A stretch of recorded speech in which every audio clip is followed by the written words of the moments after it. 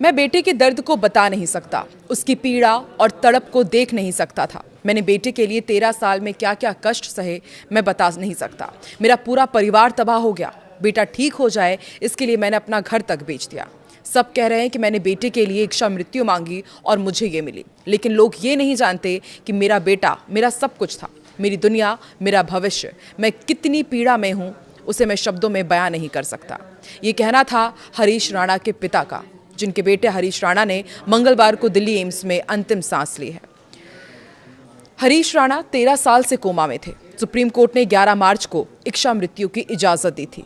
ये देश का पहला मामला है जिसमें किसी को इच्छा मृत्यु दी गई हो।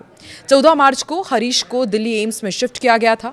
एम्स प्रशासन ने 16 मार्च को हरीश राणा की फीडिंग ट्यूब हटा दी थी। एक एक करके इच्छा मृत्यु के वो पास जा रहे थे। एम्स में दरअसल हरीश को पैसिव यूथेनेशिया दिया गया। इसका मतलब होता है कि किसी गंभीर रूप से बीमार मरीज को जिंदा रखने के लिए जो बाहरी लाइफ सपोर्ट या इलाज दिया जा रहा है उसे रोक दिया जाए या हटा लिया जाए, ताकि मरीज की प्राकृतिक रूप से मौत हो सके। सुप्रीम कोर्ट ने 11 मार्च को इच्छा मृत्यु मामले में फैसला सुनाया था। कोर्ट ने 13 साल से कोमा में रह रहे 31 साल के युवक हरीश राणा को इच्छा मृत्यु की मंजूरी दी थी। फैसले के बाद निर्मला देवी, जो उनकी मां थी, उन्होंने कहा था कि बेटे के इलाज के लिए हर संभव प्रयास किए, बड़े बड़े अस्पतालों में दिखाया, कई डॉक्टर से इलाज भी कराया, लेकिन उम्मीदें लगभग खत्म हो गई हैं। अब तो बस भगवान से यही प्रार्थना है कि उसे इस पीड़ा से जल्द मुक्ति मिल जाए। और देखिए, आज हरीश राणा ने अंतिम सांस ली है। दरअसल दिल्ली में जन्मे हरीश राणा चंडीगढ़ की पंजाब यूनिवर्सिटी से बीटेक की पढ़ाई कर रहे थे और साल 2013 में वो हॉस्टल की 4थी मंजिल से गिर गए थे और इसके बाद से उनका जीवन और उनके परिवार का जीवन पूरी तरह से तहस नहस हो गया। सब कुछ बदल गया।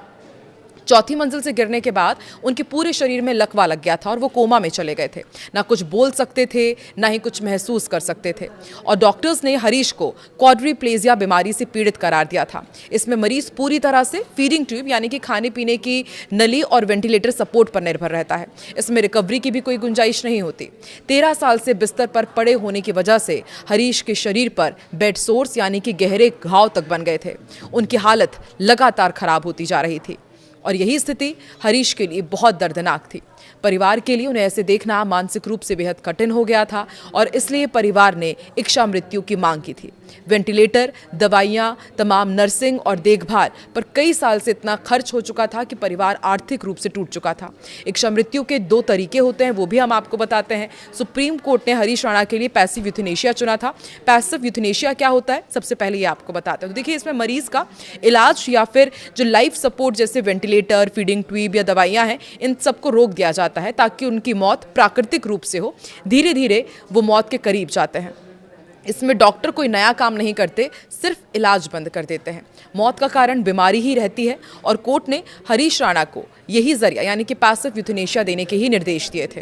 पैसिव यूथेनेशिया के अलावा एक्टिव यूथेनेशिया भी होता है और इसमें मरीज को मौत देने के लिए डॉक्टर दवाइयां या इंजेक्शन का इस्तेमाल करते हैं और भारत में इसे गैर कानूनी माना जाता है। अगर कोई जानबूझकर किसी मरीज को दवाई देकर मारता है तो इसे BNS की धारा के तहत हत्या या फिर आत्महत्या में मदद माना जाता है। भारत के संविधान में इच्छा मृत्यु का क्या कानून है, ये भी हम आपको बताते हैं। देखिए, साल 2005 में कॉमन कॉज नाम की एक NGO ने पैसिव यूथेनेशिया यानी कि निष्क्रिय इच्छा मृत्यु के अधिकार की मांग करते हुए सुप्रीम कोर्ट में याचिका दायर की थी। इस पर 9 मार्च साल 2018 को चीफ जस्टिस ऑफ इंडिया दीपक मिश्रा की अगुवाई वाली 5 जजों की बेंच ने इच्छा मृत्यु को कानूनी मान्यता दी। तब सुप्रीम कोर्ट ने कहा था कि अगर किसी मरीज को लाइलाज बीमारी हो या फिर वेजिटेटिव स्टेट में यानी कि लाइफ सपोर्ट सिस्टम पर ही जिंदा हो तो प्राकृतिक तरीके से मृत्यु के लिए उसका इलाज बंद किया जा सकता है। इसे इच्छा मृत्यु नहीं बल्कि सम्मान के साथ मृत्यु का अधिकार माना जाएगा। यह अधिकार संविधान के आर्टिकल 21 का हिस्सा है, जिसमें सम्मान के साथ जीने और मरने का अधिकार है। 13 साल से बिस्तर पर पड़े होने की वजह से हरीश के शरीर पर बेड सोर्स यानी कि गहरे घाव बन गए थे। हमने इसकी आपको जानकारी पहले भी दी थी और अब आप देखिए, आखिरकार पैसिव यूथेनेशिया ने अपना काम किया। डॉक्टर्स ने अपना इलाज बंद किया, फीडिंग ट्यूब हटाई, उनको वेंटिलेटर से हटाया और अब हरीश राणा हमारे बीच नहीं है। आपको क्या लगता है कि इस तरीके से जो इच्छा मृत्यु की मांग हरीश राणा के परिवार से की गई थी और सुप्रीम कोर्ट ने जो उसे माना, उस पर आपकी क्या राय है? कमेंट में ज़रूर बताएं।